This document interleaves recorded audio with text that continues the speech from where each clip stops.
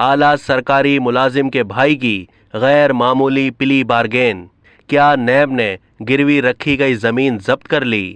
NAB کے ذریعے اعلیٰ سرکاری ملازم کے بھائی کی غیر معمولی پلی بارگین، بابر حیات تارڑ کے بھائی نیب کی پلی بارگین کی شرائط پوری کرنے میں ناکام رہے۔ قومی احتساب بیورو یعنی نیب سینئر سرکاری ملازم بابر حیات تارڑ کے بھائی کی جانب سے پلی بارگین کی انوکھی پیشکش زیر غور لایا ہے، تاہم اعلیٰ بیوروکریٹ کی جانب سے پاور آف اٹارنی جمع کرانے کے باوجود احتساب بیورو ان سے رقم وصول کرنے میں ناکام رہا، جنہوں نے پی ٹی آئی اور مسلم لیگ نون کے دور حکومت میں اہم عہدوں پر کام کیا۔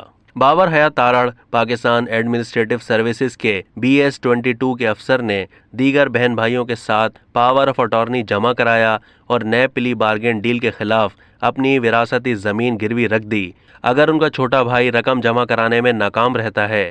نیب نے اپنی آفیشیل کیس اپڈیٹ فائل میں اس بات کی تصدیق کی کہ احتساب بیورو نے ابھی تک یاسر حیات تارڑ سے 2 قسطیں وصول نہیں کی ہیں، جیسا کہ پلی بارگین ڈیل میں طے پایا تھا۔ یاسر تارڑ کو دوسری اور تیسری قسط 2 مئی 2022 اور 2 اگست 2022 کو جمع کرانی تھی، لیکن وہ ایسا کرنے میں ناکام رہے۔ تاہم یہ واضح نہیں کہ آیا نیب نے ملزم اور اس کے اہل خانہ کی جانب سے پلی بارگین ڈیل کے خلاف گروی رکھی گئی زمین ضبط کر لی ہے۔ بابر حیات تارڑ نے کہا کہ پچھلے 4 سالوں سے مجھے بار بار گھسیٹا گیا اور نیب نے مکمل تحقیقات کی، لیکن میرے خلاف کچھ نہیں ملا۔